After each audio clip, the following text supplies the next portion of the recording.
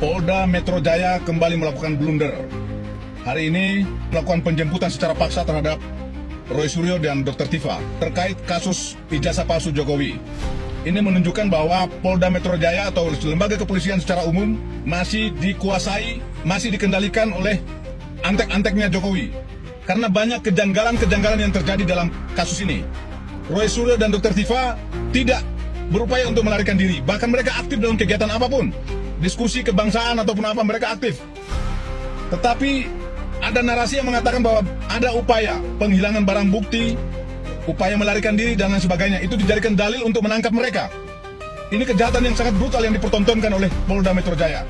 Bukannya Jokowi yang tidak pernah menunjukkan ijazahnya, yang selalu menghindar dari panggilan pengadilan, yang diperiksa. Di mana aturan yang menentukan bahwa lembaga kepolisian punya kewenangan, punya hak untuk menentukan ijazah itu palsu atau tidak. Yang memutuskan itu pengadilan. Tetapi seolah-olah lembaga kepolisian sudah memastikan, sudah meyakinkan kepada publik bahwa ijazah itu adalah asli. Di mana barometer hukum di Indonesia yang kita mau terapkan, yang kita mau ikuti. Kalau lembaga kepolisian sendiri masih dikuasai oleh orang-orang yang punya kepentingan. Saya hormat dan bangga kepada pejabat-pejabat kepolisian yang sudah menerapkan aturan-aturan menegakkan hukum yang sesuai dengan undang-undang. Tetapi bagi mereka-mereka yang melakukan atau menegakkan hukum atas dasar kepentingan, atas dasar pesanan, kalian semua adalah penjahat yang berseragam. Mau dibawa kemana negeri ini? Saya memohon dengan hormat, Bapak Prabowo mengevaluasi lembaga kepolisian secara menyeluruh. Siapa yang terlibat dalam kasus ini? Periksa semua mulai dari Kapolrinya Listio Sigit sampai pejabat-pejabat terkait di bawahnya. Kalau orientasi mereka masih atas dasar patuh dan taat kepada geng Solo, ini sangat berbahaya untuk negeri ini.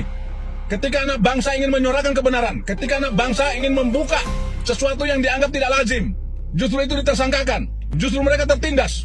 Kapan mau maju negeri ini kalau misalkan lembaga penegak hukum sendiri tidak bisa menegakkan hukum secara profesional? Saya secara pribadi mengecam keras apa yang dilakukan Polda Metro Jaya. Ini tindakan brutal, tindakan kesewenang-wenangan. Tidak ada panggilan, tiba-tiba dijemput secara paksa. Saya sangat mencintai lembaga kepolisian, dan lembaga kepolisian wajib dibersihkan, wajib diselamatkan dari orang-orang yang berperilaku jahat, yang melakukan tugasnya atas dasar kepentingan, atas dasar pesanan. Salam waras, salam nasional sejati. Saya Ruslan Buton, Panglima Serdadu Estigmata Nusantara. Kenapa Jokowi tidak ditangkap meskipun jadi saksi? Kenapa? Dari sekian banyak tersangka di pengadilan yang ditangkap, semua menyebutkan nama Jokowi, ya. Dari Hasto menyebutkan nama Jokowi, Tom Lembong menyebutkan nama Jokowi, Gus Yakut, Noel menyebutkan nama Jokowi, Nadiem Karim menyebutkan nama Jokowi, dan juga si botak Dadan menyebutkan nama Jokowi, ya. Begitu juga dengan orang asing, ya, Thomas Anthony van der Leyden menyebutkan nama Jokowi. Dan kenapa sampai saat ini ada apa dengan para jembut-jembut di kejembutan? Para jaksa-jaksa di kejaksaan, dan KPK, kenapa masih diam? Kenapa masih diam? Kenapa Jokowi tidak ditangkap meskipun jadi saksi? Kenapa? Impoten kalian, takut kagak makan, jancuk semua kalian.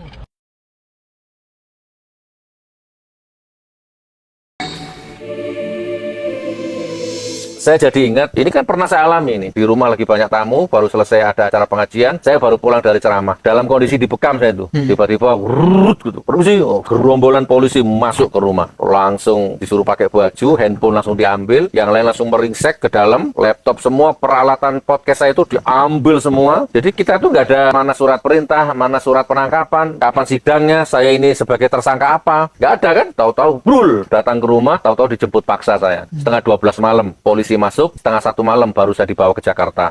Malang, Jakarta lewat darat. Nah, sekarang yang dialami Roy Suryo ini juga gitu, sama Dr. Tifa itu. Jadi Roy Suryo itu kan mau ditangkap jam 7 pagi itu. Ditangkap jam 7 pagi ketika rumah dalam suasana masih belum ada kesibukan. Bahkan polisi naik ke lantai 2, gebrak-gebrak kamar istrinya, masuk ke kamar istrinya Roy Suryo. Ya di sekitar situlah pokoknya. Pokoknya suasana dibikin kaget. Roy Suryo nggak boleh mandi, nggak boleh ganti baju, langsung dibawa. Roy Suryo menjawab, "Pak, tunggu pengacara saya." "Nggak usah pengacara. Kalau nggak nanti saya borgol." Pokoknya sekarang, persis yang saya alami. Saya saya langsung telepon Pak Ugroseno, mantan Wakapolri. Saya langsung telepon pengacaranya Refli Harun, dan saya langsung telepon Roy Suryo. Jadi ini yang saya omongkan ini langsung dari Roy Suryo. Saya jadi ingat penangkapan jenderal-jenderal tahun 65 itu, peristiwa G30 SPKI itu. Dini hari ya kan, nggak boleh pakai baju, nggak boleh mandi, nggak boleh ngapa, nggak boleh meluk anak istri, nggak boleh pamit, auto gercep, seret gitu kan. Ini terjadi lagi nih. Monggo teman-teman, saya mau tanya sebelum saya lanjut. 280 juta kurang lebih rakyat Indonesia. Wahai rakyat, boleh polisi, boleh tentara, boleh profesor, boleh dokter, boleh dosen, boleh akademisi, boleh petani, pedagang, rakyat, boleh buzzer, boleh ternak, boleh siapapun Anda. Saya mau tanya, adakah di antara kalian yang pernah melihat ijazah aslinya Jokowi dengan mata kepalamu sendiri? Ada yang pernah lihat? Halo? Yang mana?